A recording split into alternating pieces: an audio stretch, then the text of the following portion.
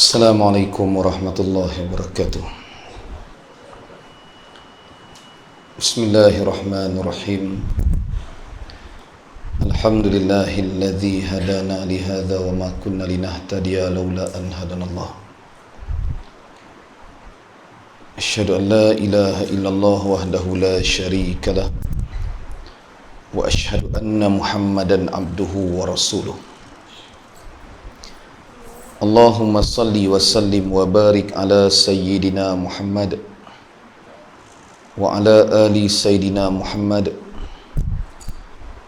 Rabbi syrah li sadri wa yassir li amri wahlul 'uqdatam min lisani yafqahu qawli. Subhanaka la ilma lana illa ma 'allamtana innaka antal alimul hakim. Wala haula wala quwwata illa billahil aliyyil azim. Ilahi anta maqsudi wa ridhaka matlubi wa ba'd. Wa qala Allah ta'ala fi kitabihil aziz ba'da a'udzu billahi minasyaitonir rajim. Kaifa takfuruna billahi wa kuntum amwata fa ahyaakum thumma yumitukum thumma yuhyikum thumma ilaihi turja'un. Sadaqallahul azim. Firman Allah Subhanahu wa ta'ala dalam suratul Baqarah ayat yang ke-28, mafhumnya, bagaimana kamu sanggup kufur kepada Allah padahal kamu dahulunya mati, yakni sebelum lahir, kemudian ia menghidupkan kamu, setelah itu ia mematikan kamu, kemudian ia menghidupkan kamu pula pada hari akhirat. Akhirnya kepada Allah lah kamu akan dikembalikan. Yang saya muliakan pengerusi serta jawatan kuasa Masjid Syekh Yusuf, para alim ulama, tuan-tuan guru, para asatizah, pegawai-pegawai masjid, pimpinan-pimpinan masyarakat muslimin, muslimat, ibu-ibu, ayah-ayah yang mulia lagi dicintai Allah dan Rasul serta disayangi oleh seluruh penduduk langit dan bumi. Allahumma salli wa sallim wa barik ala sayyidina Muhammad wa ala ali sayyidina Muhammad. Yang pertamanya, kita mengucapkan lafaz takziah kepada semua rakyat Turki di atas musibah yang sedang menimpa mereka pada hari ini. Gempa bumi dan tsunami.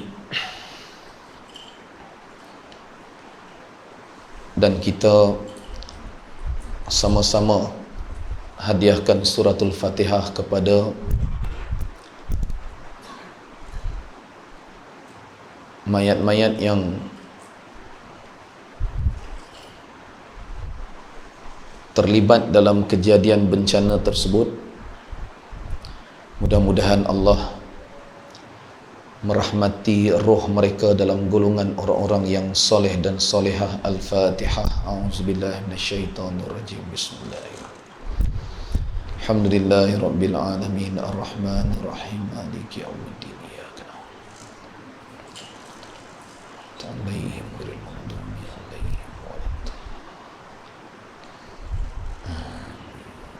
Muslimin, muslimat, ibu-ibu, ayah-ayah yang mulia, Allahumma salli wa sallim wa barik ala sayyidina Muhammad wa ala ali sayyidina Muhammad. Nikmat yang Allah berikan kepada kita, maka sangat wajar untuk kita mensyukuri segala nikmat tersebut. Maka Allah Subhanahu wa ta'ala datangkan musibah ataupun disebut bala. Bala'un atau bala itu merupakan kalimah di dalam bahasa Arab yang Melayunya bermaksud ujian. Kita sebut selalu dalam bahasa Melayu kita kena bala. Kena bala maknanya kena ujian Allah.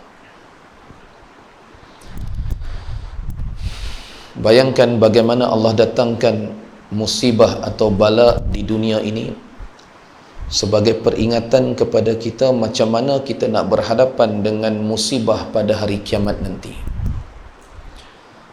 Wattaqu yawman la tajzi nafsun an nafsin syai'a wa la yuqbalu minha syafa'atun wa la yu'khadhu minha adlun wa la hum yunsarun. Firman Allah Subhanahu wa ta'ala dalam suratul Baqarah ayat 48, mafhumnya, dan peliharalah diri kamu dari azab sengsara, itu azab Allah pada hari kiamat nanti, yang ada padanya seseorang pun tidak akan dapat melepaskan orang lain dan tidak diterima syafaat daripadanya, dan tidak ada pula yang diambil daripadanya sebarang tebusan, yakni untuk membebaskan orang lain tadi. Dan mereka, orang-orang yang berdosa itu, tidak akan diberikan sebarang pertolongan. Bayangkan Allah SWT menggambarkan pada hari kiamat nanti kita akan berhadapan dengan suasana yang sangat hebat, yang tidak boleh digambarkan dengan bahasa macam mana azabnya kita pada ketika itu. Manusia diuji dengan bala atau ujian yang ada di atas muka dunia ini. Gempa bumi, banjir, dan macam-macam ujian yang Allah datangkan. Bukan setakat itu, kemudian kita berhadapan dengan ujian. Kita berhadapan dengan ujian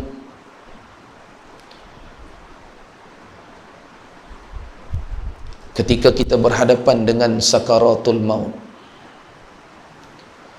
Musibah ketika berhadapan dengan sakaratul maut tu, apabila kita membaca hadis-hadis Rasulullah SAW, tidak tergambarkan betapa sakitnya berhadapan dengan kematian. Rasulullah SAW kekasih Allah, Rasul Allah, utusan Allah, Basyarun Mukhtar, manusia pilihan Allah, pun ketika baginda sallallahu alaihi wasallam berhadapan dengan sakaratul maut,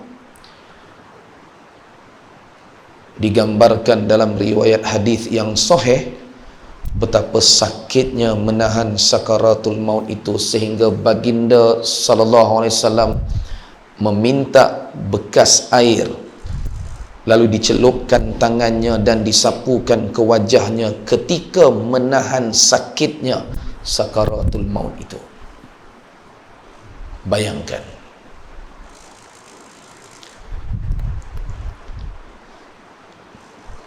Pertama, bala atau ujian atau musibah dalam bentuk bencana alam. Yang kedua, musibah ketika berhadapan dengan sakaratul maut. Dan yang ketiga, Allah datangkan lagi musibah kepada kita ketika berada di alam barzakh. Dalam riwayat hadis yang sahih menyebut, apabila dikebumikan kita nanti, dimasukkan ke dalam tanah, lalu dikambus, apabila berangkat perginya orang yang telah selesai menguruskan jenazah kita, bumi akan menghimpit kita sehingga berselisih segala tulang belulang kita pada ketika itu. Dalam keadaan dengan kuasa Allah, kita merasai kesakitan yang amat sangat.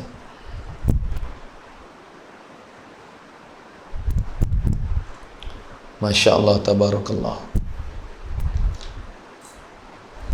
Dengan azab kubur serta fitnah kubur itu sendiri pun kita tak mampu menanggungnya.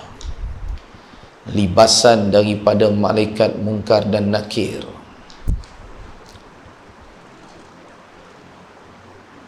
ular,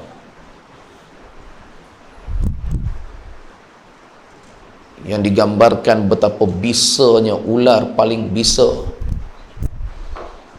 yang kita Allah Rabbi tidak dapat digambarkan macam mana kita nak berhadapan dengan azab dan fitnah kubur itu sementara menunggu datangnya hari kiamat. Berapa lama kita akan duduk dalam tu?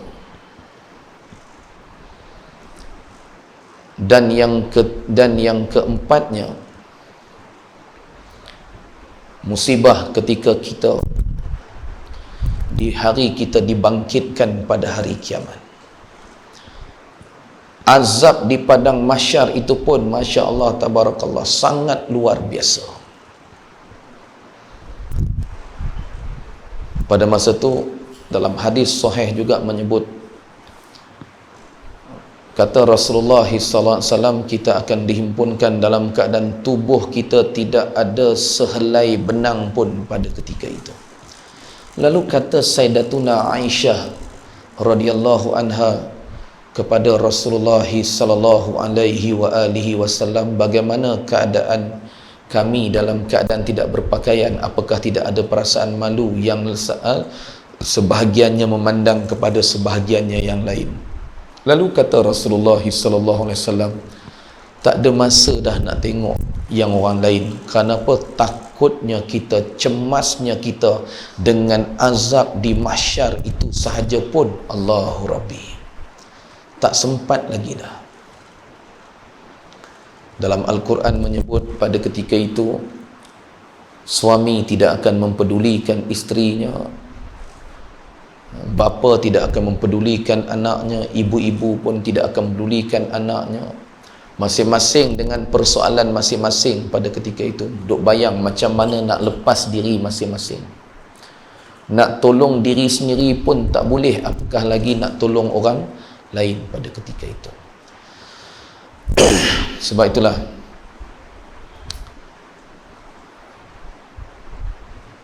maha baik Allah, sangat baik Allah.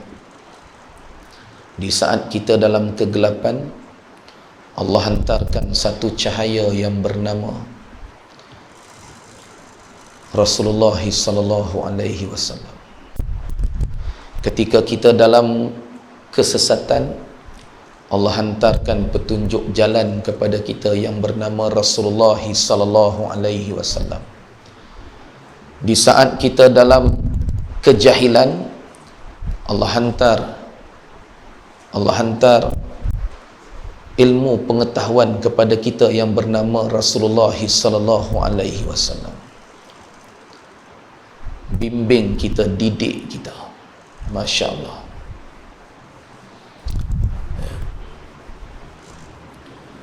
Duduk dalam majlis ilmu, jangan lunjur kaki, jangan tongkat kaki.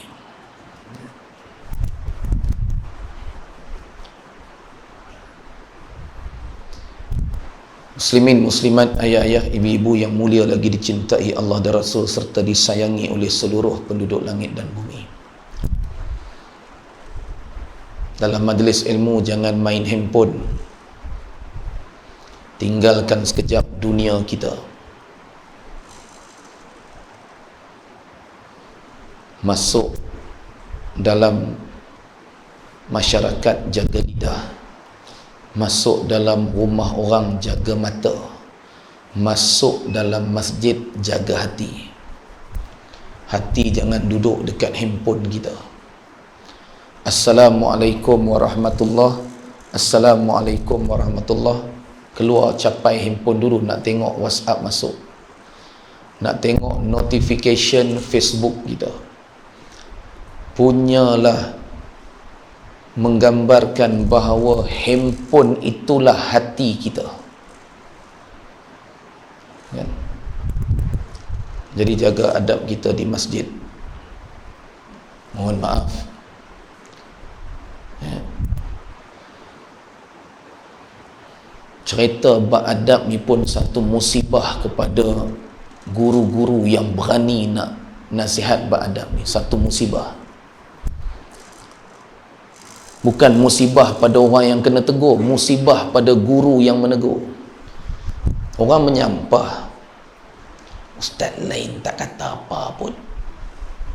Orang menyampah kan, mai tang dia melunjong tak boleh, handphone tak boleh, tongkat kaki tak boleh, duduk lengkong kot dinding pun tak boleh ya. Kena mai duduk dekat-dekat. Jadi bila ada guru yang berani untuk mengadabkan para murid, pun akan datang satu musibah.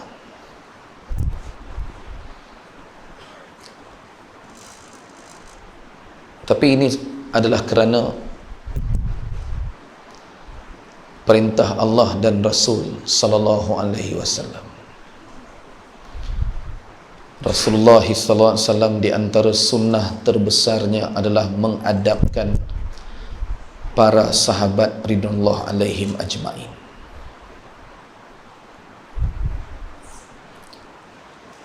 Kadang-kadang kita rasa teguran guru itu macam memalukan kita. Walhal orang yang positif ni dia tahu murid kena marah dengan guru, murid kena tegur dengan guru, murid kena nasihat dengan guru, tu biasa.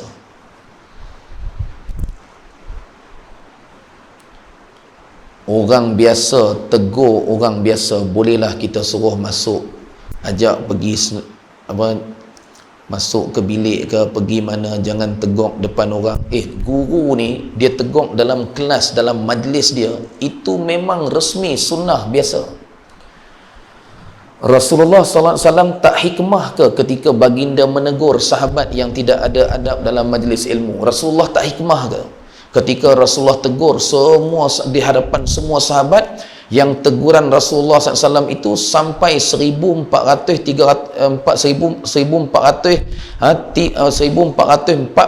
tahun dah, hadis tu dah tersebar ke seluruh umat daripada 1400 tahun. Kita nak kata apa? Hadis tu buka aib sahabat tu, kita nak kata lagu tu. Kadang-kadang kita ni meletakkan hikmah tidak kena pada tempatnya. Dan hadis sahih Bukhari, 3 sahabat masuk majlis ilmu Rasulullah SAW. Orang pertama masuk duduk depan, orang kedua masuk duduk belakang, orang ketiga tak jadi masuk, keluar balik. Hadis sahih Bukhari. Habis Nabi SAW bercakap, Nabi kata, maukah kamu aku ceritakan tentang 3 orang ni? Yang mula ni, yang duduk depan aku ni, dia bersungguh-sungguh nak menuntut ilmu, Allah sediakan tempat untuk dia. Nunu hak duduk belakang tadi tu, dia malu nak ke depan, Allah malu nak bagi ilmu dekat dia. Siapa kata? Siapa tegur dalam majlis tu? Rasulullah sallallahu alaihi wasallam. Kita nak kata apa? Nabi tak ada hikmah langsung. Nabi yang mengajar agama dekat kita, Nabi mengajar hikmah dekat kita, tiba-tiba kita kata Nabi tak ada hikmah. Kenapa Nabi tak tunggu habis majlis tu? Nabi tak tunggu habis majlis tu, Nabi panggil. Pasal apa? Tak nak malukan dia. Sebab tak timbul isu guru memalukan murid dalam majlis ilmu, tak timbul. Nama pun majlis ilmu, nama pun kelas kita belajar, kan? Tak timbul. Dan Nabi kata had ketiga tadi tu yang tak jadi masuk, dia berpaling dari Allah, Allah berpaling daripada dia. La ilaha illallah. 1442 tahun hadis sahih Bukhari itu tersebar sampai hari ini. Kita nak kata apa? Nabi memalu. Lama betul Nabi mengaibkan sahabat-sahabat tu sampai 1400 tahun dah, hadis tu duk tersebar lagi. Ada orang kata tak pernah dengar pun hadis tu, dah tak mengaji, tak pernah dengar. Cara rajin mengaji. Kalau mengaji ustaz sebut pun bukan ingat. Pasal apa? Catat pun tak. Bukan orang sini, ni orang tempat lain. Ya. Ayah-ayah, ibu-ibu yang mulia lagi dicintai Allah dan Rasul, Allahumma salli wa sallim wa barik ala sayyidina Muhammad wa sayyidina Muhammad. Dan yang kelima terakhir, musibah ketika kita na'udzubillahi min dzalik dicampakkan ke dalam neraka Allah. Ini musibah sangat besar. Bila Allah membuat keputusan di atas segala amalan-amalan kita. Hari ni kita nak jaga amalan cukup susah. Muhammad James Bevan, apa amal sunnah kamu yang kamu amal? Nak bagi tahu apa depan Allah? Ya Allah, janggut ni je lah yang ada. Yang tak ada janggut langsung. Kan? Nabi SAW kata, panjangkan janggut kamu, pendekkan misai kamu. Takkan kerana sunnah janggut aja boleh masuk syurga. Mana kita tahu penilaian Allah luar daripada jangkauan akal kita. Allah nilai tak sama dengan kita nilai. Abang kalau lengoh tak apa, saya faham. Tak apa kalau lengoh. Tak apa kalau lengoh, tak apa. Tak, lurus kaki tak apa, kalau lengoh tak ada masalah. Ada satu hamba Allah tu, kaki dia ada besi, memang tak boleh bengkok kan? Bila tok guru marah, tengok-tengok memang tak boleh nak bengkok kaki kan? Sebab ada besi kan. Kalau sakit lutut tak ada masalah, tak ada masalah, tak apa. Jadi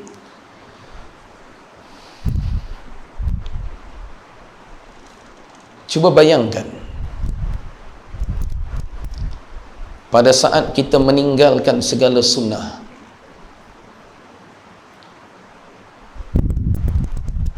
jadi penilaian Allah ni tak sama dengan penilaian kita. Kita menilai sesuatu sambil syarat dalam pemikiran kita dengan sangka buruk. Sebab tu penilaian kita akan berakhir dengan buruk dan menghukum orang. Guru tegur masalah adab dalam majlis ilmu, bukan guru sangka buruk. Guru tegur adab tu benda yang tak kena berlaku pada ketika itu. Beratus-ratus masjid saya tegur masalah adab kerana bercakap masalah adab. Daripada 100 masjid 5 yang tak boleh terima tu biasa.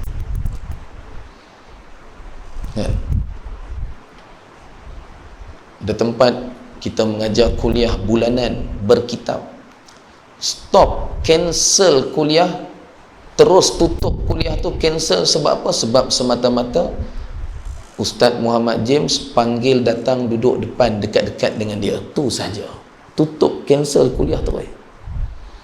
Masya Allah, luar biasa. Sebab apa? Penilaian kita atas teguran guru tadi bukan kita nak ambil positif, tapi syarat dengan sangka buruk.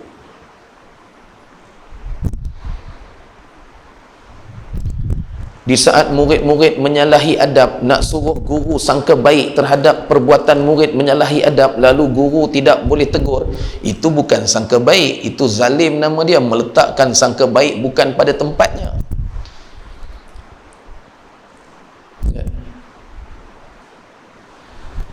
Jadi tak tahulah, saya bukan jenis ustaz yang play safe atau play safe, ambil jalan selamat, tak berani yang tu, tak berani yang ni, sagi aku ketegong, sagi tak masuk kan. Mereka tak bagi sampoi duit pula ceramah kan. Bayang berapa malam ni dah punya risau.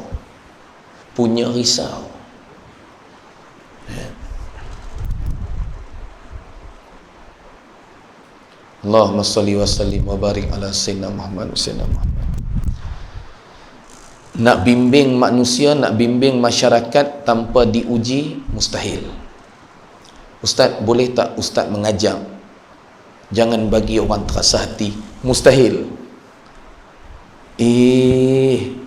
Sehikmah-hikmah Nabi SAW, selembut-lembut Nabi SAW dengan akhlak yang luar biasa pun Abu Lahab terasa hati. Bayangkan. Selembut-lembut Nabi SAW, Nabi ni akhlaknya Masya Allah luar biasa, bukan luar biasa, luar biasa hebat, pun Abu Jahal terasa hati. Betul tak? Jadi kita expect apa dengan ustaz-ustaz yang banyak dosa macam saya ni untuk berdakwah, mengajar dalam keadaan orang tak rasa hati? Mustahil. Kalau ada satu ustaz boleh sampaikan dakwah, boleh mengajar tanpa ada sesiapa pun yang duduk depan dia terasa hati, maknanya ustaz tu lebih hebat daripada Nabi SAW. Faham tak ni? Mustahil. Kan? Orang tabligh tu, Allah, akhlak dia dengan lembutnya, dengan senyumnya, pi bercakap, pi rumah kita, kita halau lagu mana? Padahal dia mai bukannya terjerit terpekik dia, Assalamualaikum, ni kami daripada masjid ni kan, kami baru hari pertama dekat sini. Letih tak tak letih? Faham tak? Baru balik kerja ni letih tahu tak? Padahal kawan tu cakap elok-elok, nak suruh jaga hati sampai macam mana kita pun tak tahu. Betul? Ada je benda tak kena.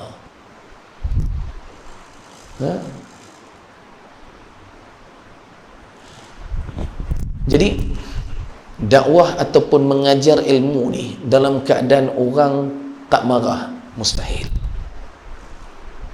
Mustahil. Saya yang cameraman macam mereka ni pernah merajuk pun ada. Pasal apa? Sambil dia rakam, sambil dia lena. Kan? Saya tegur pasal apa cameraman lena kan? Terus merajuk, tak main rakam lah. Pun ada. Dah.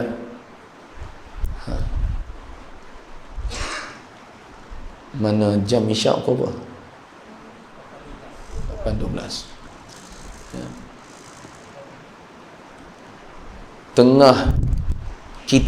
Saya tengah kuliah macam ni, masuk isyak, Tok Bilal masuk menonong-nonong, dahlah masa kuliah, dia duduk pun tak mau. Dia masuk daripada pintu tu, masuk sambil berjalan, sambil menjerit, stop, orang nak azan, dia kata. Tu dia, kita tengah kuliah ni. Guru-guru yang hadir ke Masjid Surau ni, nilai kita di mata kita tara mana? Apa nilainya sampai tahap macam tu? Bila dia buat stop tu, saya pun terus tutup mikrofon, saya bangun, saya keluar start kereta terus balik. Jemaah tengah duduk macam ni terpinga-pinga, terkejut, ustaz pergi mana? Tengok keluar kereta dah tak ada. Saya balik terus. Wallahi demi Allah, kejadian tu berlaku. Lepas saya balik pukul 11.30 malam tu, AJK telefon, ustaz, lepas ustaz balik tadi, jemaah pakat kepung Tok Bilal tu, pakat taruh dia kan. Saya kata, Tuan Haji, saya memang harapkan kejadian itu berlaku. Saya kurang ajar kan. Saya memang harapkan kejadian tu berlaku. Rupanya jadi sungguh. Dah lah ustaz, janganlah lepas ni tak main. Tak, selagi dia ada dekat situ dan tak minta maaf, saya takkan datang. Ustaz jangan begitu. Tak, itu keputusan saya. Saya susah hati ke kalau tak pi ceramah, tak pi kuliah, tak dapat sagu hati ceramah, duit tak masuk? Saya susah hati ke? Tak. Saya bukan jenis lagu tu.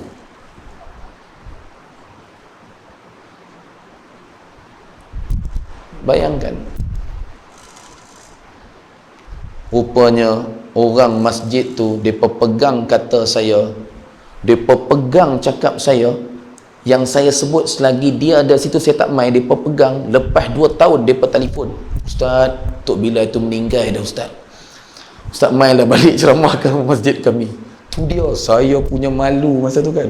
Kita bercakap tengah marah. Sebab tu marah ni dia kena ada apa, anger management kan, macam mana kawal marah. Panas barang ni kadang-kadang kena kontrol. Dia nampak kenai ni, muka-muka panas barang ni kan. Kan, silap sikit kepala angin, orang melawak sikit pun nak naik angin. Jenis kepala angin je. Dalam pasal apa? Masa dia beranak tu, dia tertelan anak Putin beliung. Kalau orang tua kata apa, tertelan terbuan kan. Jadi ayah-ayah, ibu-ibu yang mulia, Allahumma salli wa sallim wa barik ala sayyidina Muhammad wa ala ali sayyidina Muhammad. Sebab tu nak berhadapan dengan 5 ujian, 5 musibah ini, mana ada jalan lain dah selain kita bawa pujuk hati kita untuk beramal dengan perintah Allah, meninggalkan larangannya. Mana ada jalan lain dah melainkan kita beramal dengan apa yang diajarkan oleh Rasulullah SAW kepada kita. Kejayaan manusia itu apabila dia beramal dengan agama yang sempurna. Agama yang sempurna apabila manusia itu melaksanakan perintah Allah dan mengikut cara Rasulullah SAW dalam seluruh kehidupan dia. Tak ada jalan lain dah. Walaupun nampak kecil, saya selalu melobi dan promote sunnah pakaian putih di masjid-masjid dan surau-surau, terutamanya pada hari Jumaat, yang Rasulullah SAW tidak meninggalkan pakaian putih pada hari Jumaat. Kita hari Jumaat macam-macam color baju, sampai Tok Imam pun jubah berkala, Tok Khatib pun jubah berkala kan? Walaupun nampak simple, walaupun nampak kecil, tapi nak jaga sunnah Rasulullah SAW. Allahumma salli wa sallim wa barik ala sayyidina Muhammad wa sayyidina Muhammad. Bulan Rabiul Awal, bulan kelahiran Rasulullah sallallahu alaihi wasallam. Rasulullah SAW sambut maulidnya setiap minggu. Rasulullah SAW sambut maulidnya setiap minggu, bukan tunggu setahun sekali.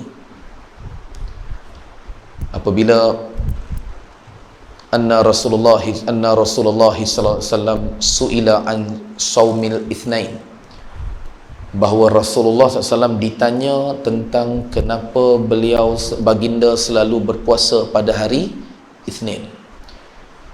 Jawab baginda sallallahu alaihi wasallam, fihi wulidtu, kerana hari Isnin itu hari aku dilahirkan. Wa fihi unzila alayya, dan kerana hari Isnin itu hari diturunkan wahyu kepadaku. Nabi SAW kata, aku berpuasa setiap hari Isnin itu sebab apa? Hari Isnin itu hari aku dilahirkan. Nabi SAW sambut hari kelahiran dia setiap minggu berpuasa hari Isnin. Masya Allah. Dalam hadis Sahih Al-Bukhari, disyarah oleh Imam Ibn Hajar Al-Asqalani rahimahullah dalam kitab Fathul Bari. Kitab Fathul Bari ini adalah syarah kepada Sahih Al-Bukhari. Bayangkan, diceritakan daripada As-Suhaili. Imam Bukhari meriwayatkan bahawa As-Suhaili menceritakan bagaimana Sayyidina Abbas radhiyallahu anhu, itu bapa saudara Nabi SAW, bermimpi bertemu dengan Abu Lahab, juga bapa saudara Nabi sallallahu alaihi wasallam. Dia melihat bagaimana Abu Lahab disiksa, diazab. Lalu dia bertanya kepada Abu Lahab, bagaimana keadaan kamu? Dia kata, aku diazab, tetapi setiap hari Isnin Allah meringankan azab ke atasku kerana aku menyambut hari kelahiran Rasulullah sallallahu alaihi wasallam. Hari Nabi SAW lahir pada tanggal 20 April 570 Masihi itu, masa hari Nabi SAW lahir tu, Abu Lahab orang yang sangat gembira apabila hambanya yang bernama Thuwaibah bagi tahu dekat Abu Lahab, anak saudara kamu baru lahir. Seronok dia bebaskan Thuwaibah. Masya Allah, dimerdekakan hamba dia Thuwaibah. Sebab apa? Gembiranya kelahiran Nabi SAW. Bayangkan, kerana Abu Lahab bebaskan Thuwaibah, sebab menyambut kelahiran Nabi SAW dengan gembiranya, diringankan siksaan ke atas Abu Lahab setiap hari Isnin. Kita sambut maulid setahun sekali, bid'ah, sesat. Bayangkan, luar biasa manusia ni kan. Ya, jadi mudah-mudahan Allah permudahkan sayang cinta kita kepada Rasulullah SAW ni biarlah kecintaan yang luar biasa. Amal semaksimal mungkin sunnah baginda sallallahu alaihi wasallam. Minta Allah ampunkan dosa kita. Ayah-ayah, ibu-ibu yang mulia, Allahumma salli wa sallim wa barik ala sayyidina Muhammad wa sayyidina Muhammad. Tidak ada yang lebih berharga dan bernilai dalam hidup kita melainkan di saat Allah ampunkan segala dosa kita. Ampun dosa saya, ampun dosa kalian. Kita ni malam ni mari masjid, kita usung, saya usung datang dengan macam-macam dosa. Kita minta ampun sungguh-sungguh dengan Allah. Ya. Orang kata kita, orang umpat kita, orang hantam kita, anggaplah itu kifarat dari Allah, sebab Allah nak ampun dosa-dosa kita yang lepas. Redalah. Ya. Al-Fatihah. A'udzubillahi minasyaitonirrajim. Bismillahirrahmanirrahim. Rabbil alamin arrahmanirrahim maliki. Iyyaka na'budu wa iyyaka nasta'in. Shiratal mustaqim shiratal ladzina an'amta 'alaihim. A'udzubillahi minasyaitonirrajim. Bismillahirrahmanirrahim. Alhamdulillahirabbil alamin. Wassalatu wassalamu ala asyrafil anbiya'i wal mursalin wa ala alihi wa ashabihi ajma'in. Allahumma ya Allah ya Tuhan kami, ampunkan dosa-dosa kami ya Allah.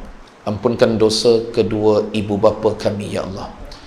Serta kasihani dan sayangilah mereka ya Allah sebagaimana mereka mengasihani dan menyayangi kami semenjak kami kecil ya Allah. Ampunkan dosa sekalian guru-guru serta masyaikh kami, mukminin dan mukminat, muslimin dan muslimat yang hidup maupun yang telah mati dengan segala rahmat-Mu ya Allah. Allahumma ya Allah ya Tuhan kami, jadikan seluruh ahli karyah masjid ini ya Allah dan juga penduduk di sekitarnya ya Allah sebagai hamba-hamba-Mu yang soleh dan solehah. Ya Allah, berilah hidayah kepada kami ya Allah. Berilah hidayah kepada kami yang hadir pada malam ini ya Allah. Berilah hidayah kepada masyarakat kami yang berada di sekitar kami ya Allah. Berilah hidayah kepada seluruh penduduk negeri ini ya Allah. Berilah hidayah kepada seluruh umat ini ya Allah. Rahmatilah kami dan berkatilah kehidupan dan dakwah kami ya Allah.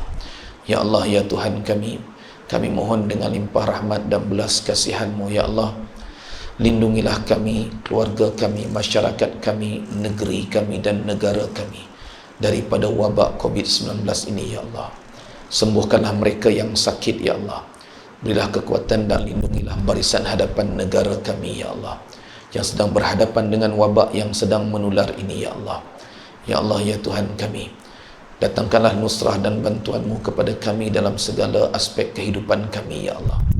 Campakkanlah kecintaan kami kepada Engkau ya Allah dan Rasul-Mu dengan kecintaan yang luar biasa ya Allah.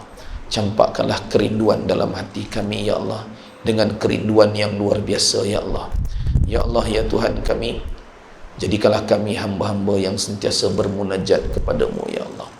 Jadikanlah kami hamba-hamba yang Kau pilih untuk Engkau gunakan tubuh kami untuk agama ini ya Allah. Ya Allah ya Tuhan kami, kami mohon limpah rahmat dan belas kasihan-Mu ya Allah. Ada di antara kami yang membangunkan madrasah-madrasah kami ya Allah. Datangkanlah nusrah-Mu, bantuan-Mu kepada madrasah-madrasah kami ya Allah. Bukakanlah hati umat ya Allah menjadi asbab daripada nusrah dan bantuan-Mu untuk madrasah-madrasah kami ya Allah. Permudahkanlah kami ya Allah. Hanya Engkau yang tahu bagaimana sukarnya untuk kami bangunkan madrasah-madrasah ini ya Allah. Ya Allah ya Tuhan kami, jangan Kau biarkan kami berhadapan dengan ujian yang tidak sanggup kami hadapi ya Allah. Permudahkanlah perjalanan kehidupan kami ya Allah. Ya Allah, tidak ada yang lebih berharga dalam hidup kami melainkan apabila Engkau ampunkan segala dosa kami ya Allah.